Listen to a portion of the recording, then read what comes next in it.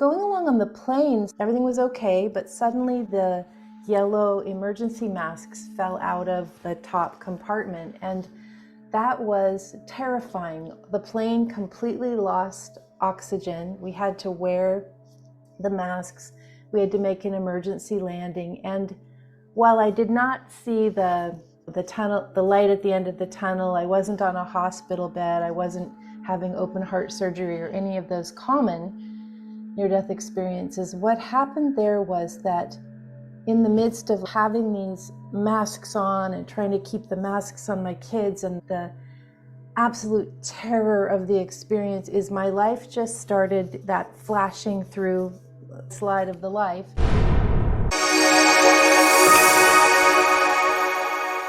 My guest today is Sara Wiseman, who had a near-death experience in 2000 when her plane began to descend back to Earth. After that, she had a spirit guide come to her front door, and she didn't answer it, and the spirit guide literally walked through the solid wood door, probably, I'm imagining, scaring the bejesus out of her. But after that, Sara began to have a complete life change. She is a channeler. She's been doing this for 20 years. She's been channeling spiritual truths, and she connects with entities like Archangel Gabriel. So I am so excited. Sara, welcome. Thank you so much for joining us Oh, today. Lori, thank you so much for having me. So why don't you go ahead and start telling us your story from wherever point before all of this craziness ensued? Yes, thank you. It's been kind of a wild 20 plus years, actually, when I look back at it. I had a very regular, normal life. I was a soccer mom and I was raising kids. I was working, but I didn't really have a very defined career path going on. And so at that time, my father was ill. And so I was taking a trip, a very short trip down to see him from Seattle down to California, and bringing my little kids with me. He was pretty ill, and so we didn't know it would be the last time, but it turned out to be the last time. And going along on the planes, everything was okay, but suddenly the yellow emergency masks fell out of the top compartment, and that was terrifying. The plane completely lost oxygen. We had to wear the masks. We had to make an emergency landing. And while I did not see the tunnel, the light at the end of the tunnel, I wasn't on a hospital bed, I wasn't having open heart surgery or any of those common near-death experiences. What happened there was that in the midst of having these masks on and trying to keep the masks on my kids, and the absolute terror of the experience, is my life just started that flashing through slide of the life. And I just had this immense gratitude for, if this is it, at least I'm so grateful for all these experiences that I had. And then the plane filled with golden light, and I had the idea that the angels were holding us up, and I knew God. And I don't think that's a term I would use especially, but at the moment, that's what happened. Like, the plane filled, the light was there, the angelic realm was there, and from that understanding, or that presence that came, or that opening, or whatever it was, everything changed in my life from that point on. I got off the plane in a daze, and it was pretty bad because I think we had to land in San Jose, and then we had to get on another plane to go to San Francisco. It was just like all horrible, but I got out of that plane just, what has happened? I am different. And people who have near-death experiences sometimes talk about, then they went on to just have complete joy and bliss forever. And for me, no, I got out of the plane, I was totally different.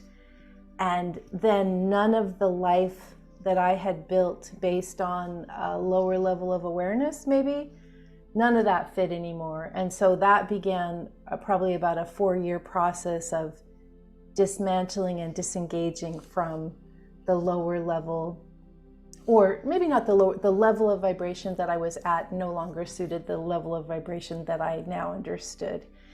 And so that was hard. It was hard to detangle a life, and I got divorced. My father died. I lost, I lost all of my work. It just, everything kind of fell away. All the old identities fell away. So that was that, and that was the beginning of spiritual awakening, blasted open. And I would say, Lori, I'd always had that sense of child, but I never allowed myself to, like, it was forbidden at my house. So we weren't allowed to talk about spirits, or we weren't allowed that. Finally, that all just came tumbling forward in the giant waterfall of, so it was a lot. It was a lot at that time. Yeah, it sounds like a lot. Yeah. I have a couple questions I want to ask you. You said something that I've never heard before, because you were having this experience potentially with lots of other people that were on the plane, and you felt the angels like holding up the plane, and you felt God. Did you ever talk to anybody else who was on that plane other than your children? Did they have that same feeling? Yeah, I remember it being in the cabin, and my eyes, because we had our masks on, our oxygen masks, not our COVID masks, Yeah, right. back then. But I remember locking eyes with this woman, and we were just staring at each other, and we connected after. I don't even know how I guess we must have exchanged information. We connected after. She didn't have the same experience, but she had a profound experience also, and we talked about that. And yeah, and I remember, actually now I'm remembering sitting next to kind of across the aisle, a younger guy, and his leg was just bouncing. He was so terrified, and he was just, different people responded differently. He just contracted into fear. I don't know, it was just I don't know what his response was later, but I think different people had different responses. How old were your kids at the time when they were on that flight? Yeah, they were, I think they were, one was like 4 months old, the other was maybe 4, and the other was maybe 8. And so the 4 month old I was holding, and that was another complication because the masks aren't really designed for an infant. So I was actually standing up with my mask on, reaching across the seat in front of me, because there weren't any masks, or it didn't appear like there were any masks for the baby. Now, everyone turned out fine. It was all okay. My kids don't really have any particular memory. I just think they didn't even know what was going on, really. Yeah, maybe So not. even the Maybe not. 8-year-old, yeah, they just know that was another flight, whatever. We landed. What are you Well, talking about, Mom? I only have one other question. I'm really fascinated with people who have life reviews. As a matter of fact, when I first started interviewing people who had NDEs, I specifically looked for anybody that would talk Mm, about a life review, because to me, not having an NDE and hearing about how this life review works, how we become the other people and the other experiences, and that profoundly changes people who have had it. Did yours really just was it just a sequence of things happening, or were you having that experience where you were experiencing these from your perspective and others' perspectives? And was there any one thing in the life review that stood out and you went, oh, wow, I didn't remember that. I didn't even know that was important. Anything like that? yeah, well, to me, what I recall from it, and I would say I have life review or shamanic death and rebirth in my own meditation practice like all the time now. So it's a little confusing to try and remember that, but it felt like it was just like in a movie, like a scene just flipping in and flipping out. And my overall impression was not anything at all, one thing. It was really like, wow, what a life. There was so much to it, even the tiny things that you think, eating breakfast or going for a walk, you just don't think it's a big deal. And then in the life review, it's like, look at all you've experienced. Look at every single experience, the good and the bad. Look at it all. And it was just like this massive gratitude. Since So you're a channeler and you channel spiritual teachings, you just touched on something I've got to ask about right here. Why do we come to this earth? Is it to have those experiences? Yeah, I thought you were going to say, why you? And I'm Oh like, no, I already know why you. That's why the angels yeah, were putting the yeah, plane up. You couldn't leave yet. You had work to do. yeah.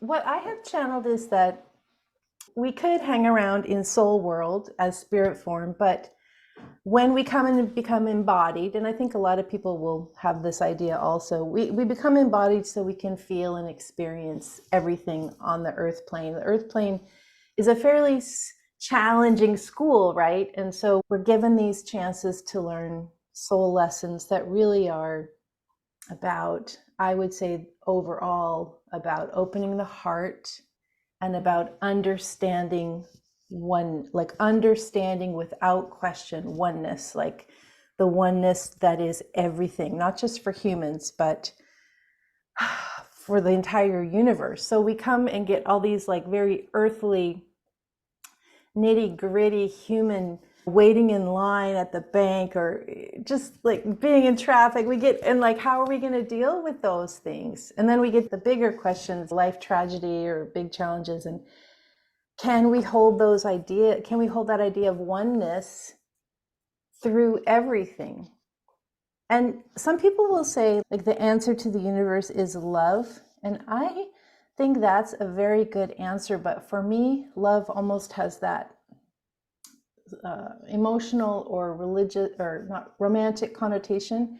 To me, the bigger idea of oneness holds it more better for me because it involves not just human to human, it involves plants, animals, non-sentient, non-living beings, the rest of the galaxy, like all of it as collective soul that is everything.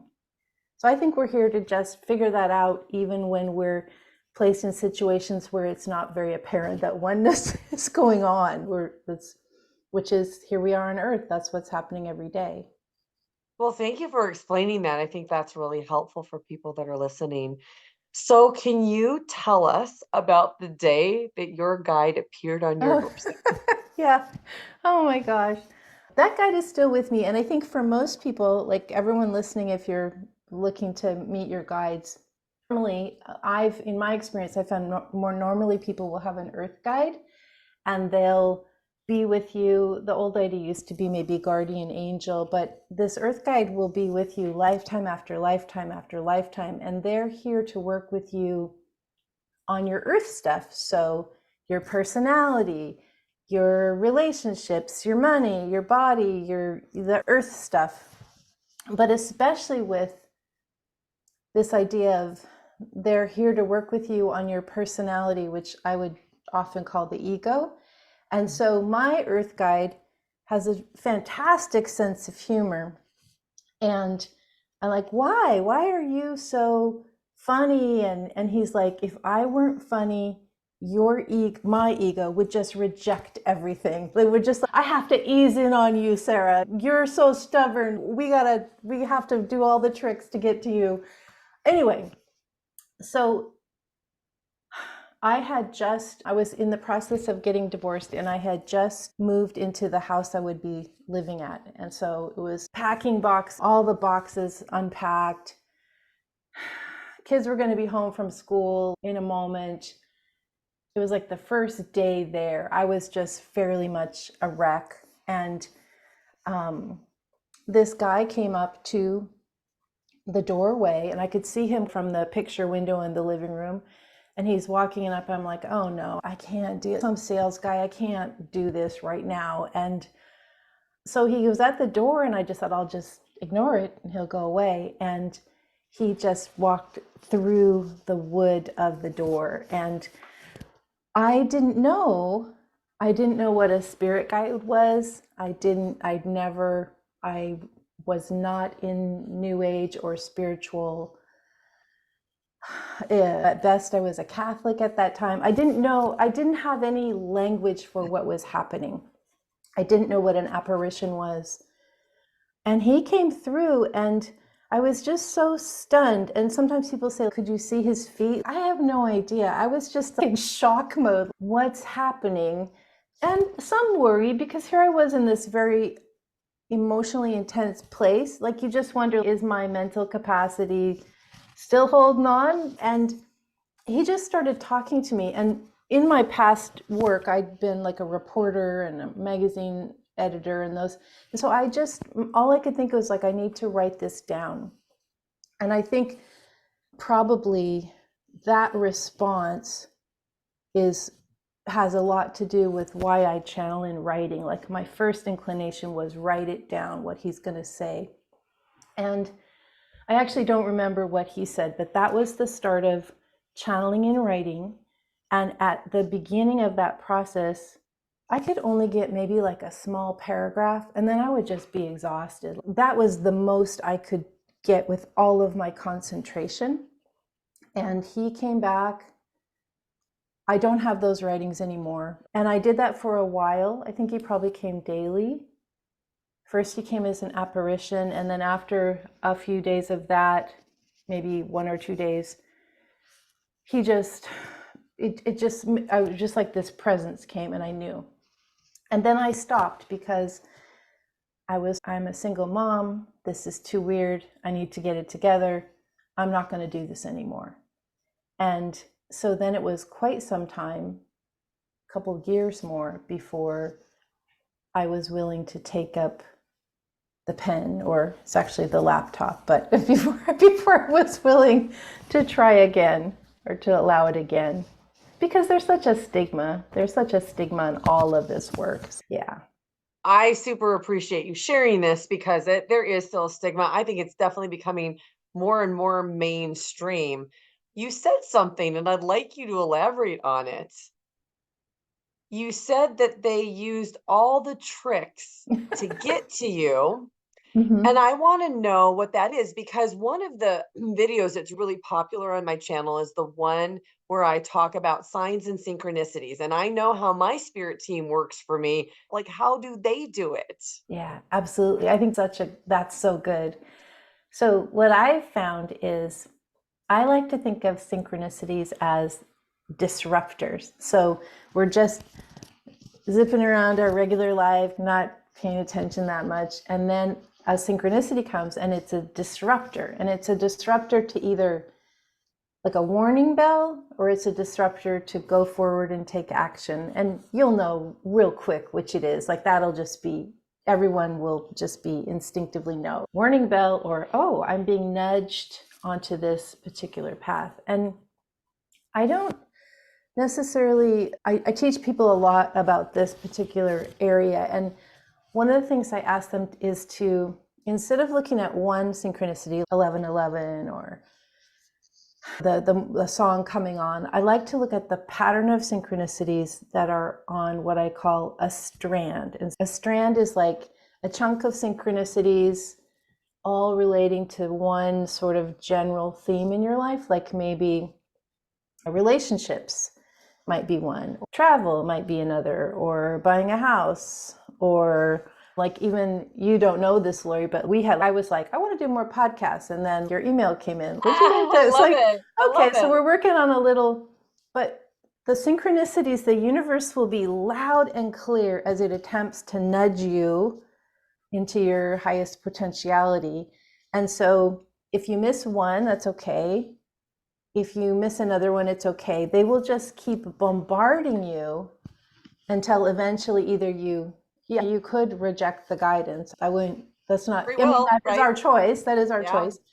But they'll just keep bombarding you, Can I share something Yes, here? please.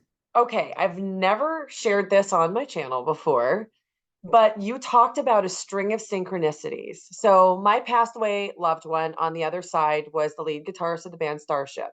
And the last time I saw him in concert, he played with the lead singer from the band Toto, and they played 4 Toto songs, and one of them was Hold the Line. And about 2 weeks before I discovered that the man I was dating was not being faithful and just wasn't a good situation, he and I were together in the car, and the car radio was playing England Dan and John Ford Coley, Nights Are Forever Without You. And the song ended, and Hold the Line, without it being listed, and it wasn't even played on that radio station, because it was Yacht Rock XM radio, and they only played it on 70s on 7 and on Classic Rewind, but the song froze and it played. And I was like, "Oh, Mark, it's Mark." And then the synchronicities began to come to attach to that person. And then over time, they began to be attached to other people that would come into my life. It is 4.5 years since I received that first hold the line. I have a spreadsheet of this. He has sent me that Mhm. synchronicity, that sign, 99 times Right. in 4.5 years where he's frozen it. I have a list of every time it happened, where I was driving. I mean, it's a spreadsheet. I'm Yeah. pretty analytical, Yeah. and every witness. And I finally figured out that he was trying to get my attention and let me know if a relationship was like, they can't override your free will, Right. but they Right. can give you these breadcrumbs. And I think he works with my higher self. And Yeah. so I finally figured out like what it was. And then there were other times when it was just him bringing me comfort for something that was going on. And I'm sharing Mhm. that with everybody because that's a long series of signs, and it speaks directly to what you said about, can you figure out what the string is? I wanted to Right. hear, I would be curious to know what your thoughts are because I know you're Yeah. also psychic That's about that. amazing.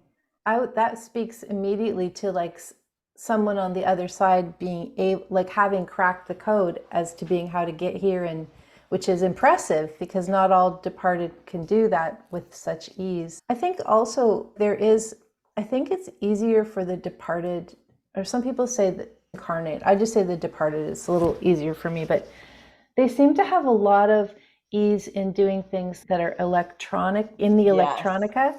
And I have had experiences with departed making the walls crack. Not my favorite, but like lights blinking, TVs or computers and things going on and off. And I do think you're right. The song wasn't in the playlist. And I've had my father had this old song, Heart of My Heart, which is like this really ancient song. And one time I was in the car on the radio listening to just a regular channel, and that song came on, and it wouldn't be possible for it to be in the playlist because it was so outside of what they played. And that idea that I think it must just be easy for them to do that. And 99 times, whether you're on auto dial, send the message again. Maybe that's, He had one time he sent it to me in the morning. And then I got yeah, off of a phone call and found out that my nephew had died. And he yeah, sent it immediately as soon as the phone hung up. And I knew, again, that's an example of a comfort. He was like letting me know, "I'm with you today." And yeah. then that happened, and letting me know immediately afterwards, "I'm really here for you." Yeah, and what is that? Hold the line, love isn't always on time. That's so Yes, which is beautiful. my Yeah, relationship part. yeah, yeah, that's beautiful. Oh, I love that you knew Yeah. that too. Yeah, oh yeah, for sure. There was a woman, I was yesterday, I was at a little gathering of psychic people in here in Portland, Oregon, and one of the women, I don't know her well, but her gift was receiving a song as a message for a person. And she was just like going, here's a song from Japan, and I'm receiving this for you. And here's a song from, and so I think people have all kinds of gifts, like the way things come through. And I think the idea is receive the gifts. If wake up, notice the synchronicity. Don't necessarily jump on that as your answer to your whole life, but wait for the pattern. There will be more. There's always more. And you said that word breadcrumbs. We don't get the whole treasure map. We just get the next breadcrumb. So just graciously follow those. And I think also when we sense things for others, to gently provide that if it's not intrusive or it's not too awkward, but to continue to be a part of generosity in the breadcrumb trail for others too. So yeah, That's beautiful. yeah, All right, I'm really, really chomping at the bit to hear about your channeling. I am so fascinated by this. I am so pleased that this is becoming much more mainstream and people are willing to talk about it because, to your point, a lot of people who have had a near death experience, it opens something up, and then all of a sudden they're connected to psychic abilities. They're connected to just different things, different gifts that they didn't have before. And I have not talked to very many channelers. I think you're my third channeler that I've talked to. So, will you explain your process? You said a little bit about its writing, but who Mhm. are you connecting to? How did this happen? How did you feel the first time it happened? And what you've learned from it? Because it's a big deal, I think. Yeah, thank you. I think channeling for me is almost like taking dictation from higher level beings or ascended, not the departed necessarily, although I think maybe like the late 1800s, early 1900s, when the spiritualist era was really popular, they were channeling or they were doing automatic writing with the departed. But I haven't really found that to be useful. For me, the departed have been in human form, and so they're enlightened because they're departed, and so they see how the universe works more than we do, but they may have more of their regular personalities. So it's, if you'd ask them for advice when they were living, they're probably pretty good, but if you wouldn't ask them for advice when they were living, you'd probably skip advice. Right. Like, it's like the same person just in a different space. But I believe that there are many ascended master helpers. A lot of people get like Jesus or Kuan Yin or Buddha or Mother Mary, or sometimes people get things like Princess Diana or Michael Jackson, like these sort of people who held all this. Those are departed, but they held so much energy for the collective that they have Mm. a little bit different approach to it. I have channeled mostly from Gabriel, who I'm channeling from again now. That was one of the first. These two, like Quaker or Mennonite, or these two very strict ladies. And those were almost like my beginning. Those were the first ones that I channeled with. And I think when I said at the very beginning, I could only get a paragraph. And so these two very strict lady Mennonite Quakers, Amish, I'm not sure, but very stern. And they really just forced me to pay attention in the process. My process is I relax, I have the laptop because that's faster, and I don't know, like a soft gaze or eyes closed, and what would you like me to know? Or what would you like me to write? And it basically just starts and flows, and I usually don't know what I'm writing until it's done. And so some of my practice, so I don't get too freaked out, is I don't even look at it until, like right now I've been channeling for a couple months and I haven't even looked at it. Like, we'll deal with that later. Just keep going, we'll deal with it later. And then during my first channeling, one of the things, the 33 lessons, the purpose of life is soul growth. We are here to love. And that batch was presented in my first book, Writing the Divine. And then the next pieces came maybe every couple years. And so there's now 4 books of this kind of progressive lessons about the idea of soul growth and the opening of the heart, oneness. And now more lately, I've been working on this idea of receiving this idea of we're just created of, everything is created of particulate energy, and the energy is just always swirling and dissolving and reforming, and everything is changing at all moments, and our consciousness is infinite and always remains as part of Mm. oneness. So these are kind of weird ideas and not really maybe what everybody's thinking about, but I feel like it's kind of my duty to just take it down and see what happens. That's amazing. I want to ask you about something that you touched on. So you're connecting with these ascended masters, and then we talked about the departed maybe not being ascended. So on the other side, from what I've experienced, there is no good, better, best. So somebody that was an ascended master would not see themselves on their soul level as better than anybody else. Michael Jackson, even though he might have thought from an ego standpoint that he was better in the world would not feel that. Can you explain what you understand about the levels of our evolvement? Yeah, I think they repeatedly say to me, there's no hierarchy of souls. No soul is better than Yeah. another. And yet, in our incarnation in the human life, there are levels of understanding that, it's by our choice that we can get to or not get to. So, and then also, I think there's no hierarchy of souls, but like the human ability to understand things is probably different than, say, the Pleiadian ability, or somebody like from a different planet, or some of these ascended masters just holding the projection, or like so many people are attaching to them. So I think there's no, all souls are equal. And yet people do have, and masters do have, and departed do have different levels of awareness as we travel towards our understanding of oneness in a very complete way.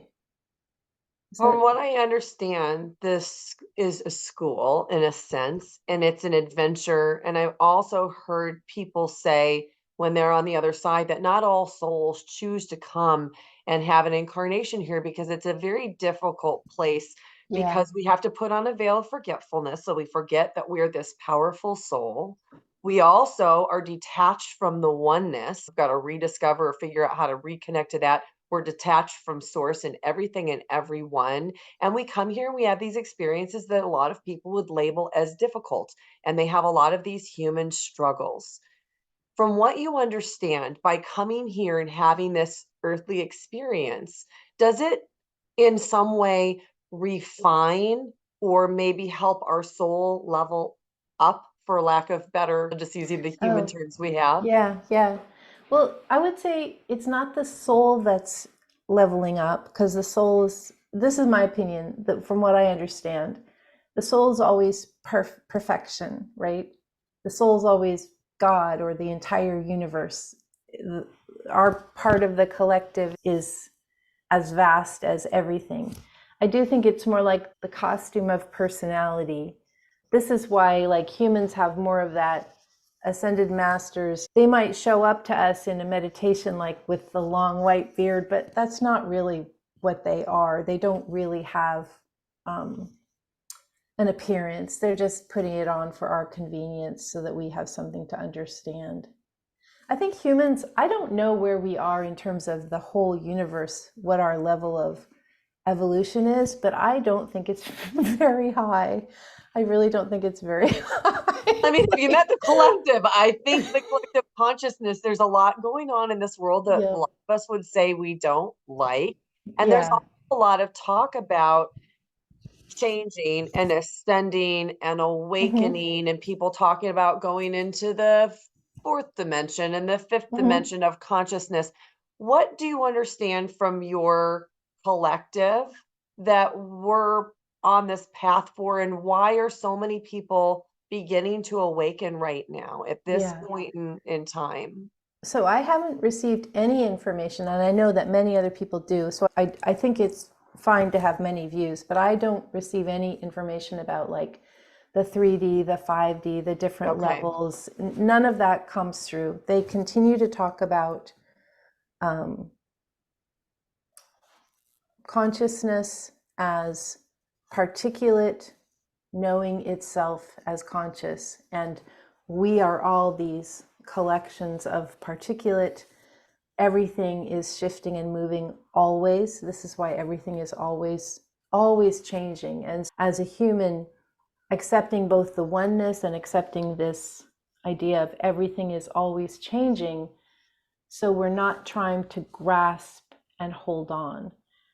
The other idea is there's really no, because everything's changing, there's really like all of these illusions of security. Like we have our money, we have our health, we have this safety. They're just saying those are all just projections and illusions, and it's fine. It's fine. That's not the true essence. And then the biggest thing that they talk about over and over is this opening of the heart. We know our pain. We know the pain of everyone. We have compassion for the pain of others and ourselves. And then we understand connection. We start to look around and go, we're part of everything. And then finally we expand into this idea of we are one, we are oneness, we are collective soul. And again, soul, not just human soul, all consciousness in everything. So applying those ideas of continually opening up in every situation and continually looking past the illusions that like mainstream society or dominant society attempts to, you got to look like this, you got to have this much money, you got to do this, be successful, blah, blah, blah. And they're like, none of that matters. It's just not important. Yeah, and the reflection of that I see is in these life reviews. That's not what anybody has shown as being important. What was important Right. was the small acts, and especially the acts that were done with an intention of love. And that's that open heart that you're talking about. Yeah. Yeah.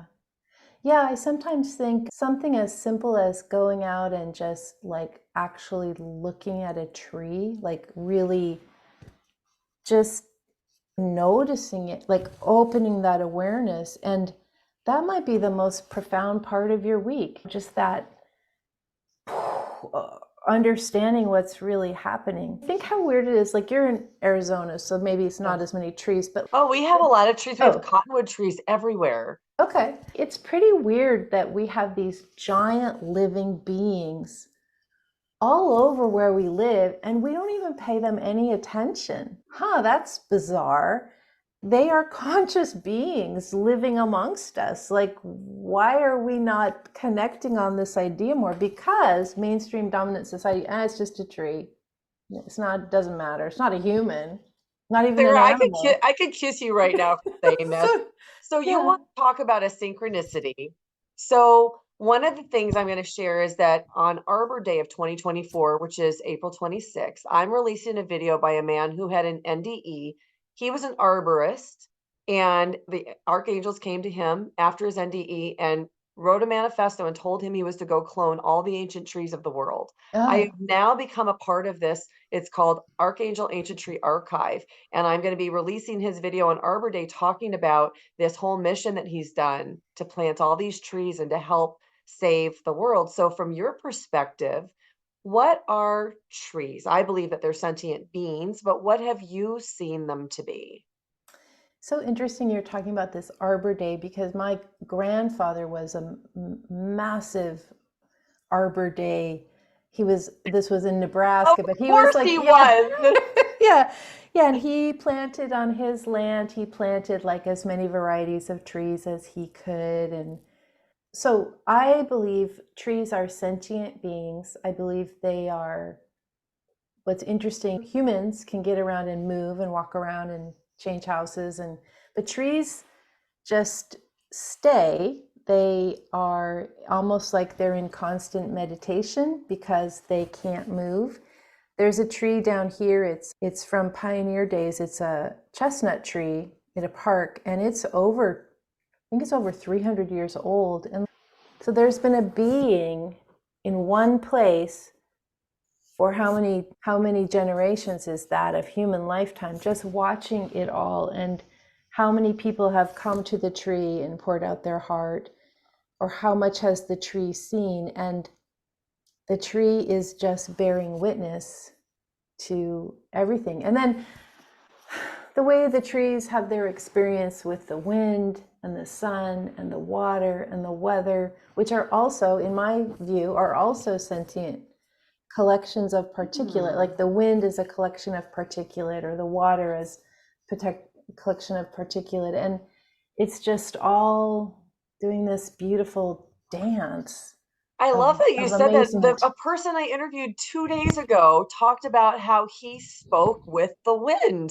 I'd Yes. Oh, never yeah. heard that before. And then there's a confirmation 2 days later for me that, that's how it works for me anyway. Yeah.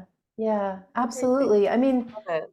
that's a lot of why people like nature, is because they Mhm. go out there and suddenly all of the worldly dominant view drops away. They don't have, they are just in what is, And it's just this immediate understanding of how the connection is undeniable. So, yeah. So you've had all of these amazing experiences, and the people watching will likely never have an experience like yours. So what can you share with them that helps them with their everyday life and with this earthly incarnation? I would say, above all, really, even if you don't trust yet, play around with the idea that you could trust this idea that the universe is always attempting to nudge you towards highest possibility. And highest possibility is not going to be getting more likes on your Instagram. Maybe for one person it could be that, but most in general, highest possibility is like more opening of your heart self and more dropping away fear, anger, shame, regret, like just letting that all release, past trauma. Just kind of sort of play around with this idea that you're being bombarded by synchronicity, and then start to just notice, but don't attach too much to one thing. Look for the pattern. Like, what should I do about my relationship? That would be a good question. And then look for the pattern of synchronicities that come there. Then if you wanted to add in some meditation on that, you'd be just meditation, close your eyes, and just let whatever comes come, and don't be too fussy about, is it a memory, is it a thought, is it, you just, this knowingness starts to happen, and then you start to combine these two, and you're well on your way to just being a psychic and being a spirit, having spiritual opening. Is just allow it. So you would have to probably let go of dominant culture beliefs, politics, screen time, the drama of your friend group. You just have to drop out of a lot of things that maybe are distractions or dramas, or keeping you on the treadmill of the ego. I love that. I think that those are super powerful messages. And I also love that you called it the power of synchronicity, because I feel the exact same way. So you have shared a lot of your wisdom with the world through your books. You mentioned them before. Tell us how people can connect to your books, where they can find them, and how they can connect to you, Sara. Thank you. I have a website, sarawiseman.com, Okay. and I have Intuition University, which is a pretty big teaching offering. I also have many self-study courses that are very low cost. I have a podcast, and I have lots of books. So like whatever, if you want to go deep or if you want to just check it out, there's like many different pathways to get involved in this work. I would say my work, mostly I call it spiritual intuition, or sometimes spiritual psychic, which is this idea that we're doing all of these psychic gift learning things, but we're doing it all from the perspective of working in this idea of oneness. So that's the core that we understand. Did you call it Intuition University? What'd you call it? Yeah, Intuition University. Tell us a little bit more about that. I've never Oh, heard anybody who had yeah. something like that, that you could help people develop their intuition. Yeah, when all this happened for me, I really didn't understand what was going on. So I just started experimenting. One of the guides I channeled with was Merlin, not for spiritual teachings, but like, how do you do past lives? How do you do mediumship? How do you do soul to soul healing? How do you do karmic releasing? And he just downloaded this school, and I started offering it. It was pretty popular on a lot of different platforms. And so I work with groups online, or if you want to just self-study, you can do that. I've got it set up both ways.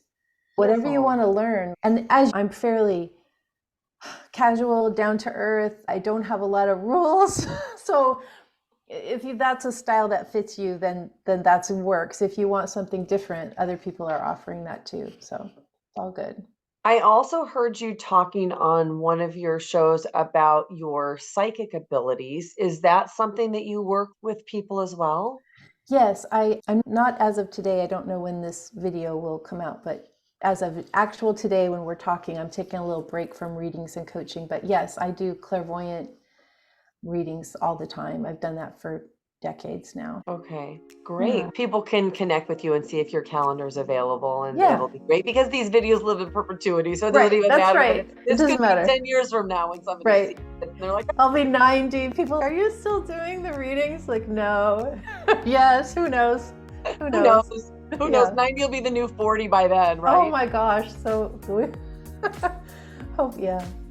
Gaining Well, wisdom as we go. I have thoroughly enjoyed our conversation. You are just a beautiful soul. I can feel your beautiful energy. Thank you for sharing all that you're sharing with everybody to help wake them up, to understand the power of who they are, to understand how to connect with their own intuition and their signs and synchronicities. I just appreciate what you're putting out into the collective consciousness. Oh, thank you also, because you're doing a great service by bringing all this understanding to people. So thank you for that. Thank you. And thank you so much, everybody, for watching. Next up, check out this playlist of other NDE interviews. Please like and subscribe. It really helps this channel to grow so I can bring you more content. Thank you for watching. I'm so glad you're here.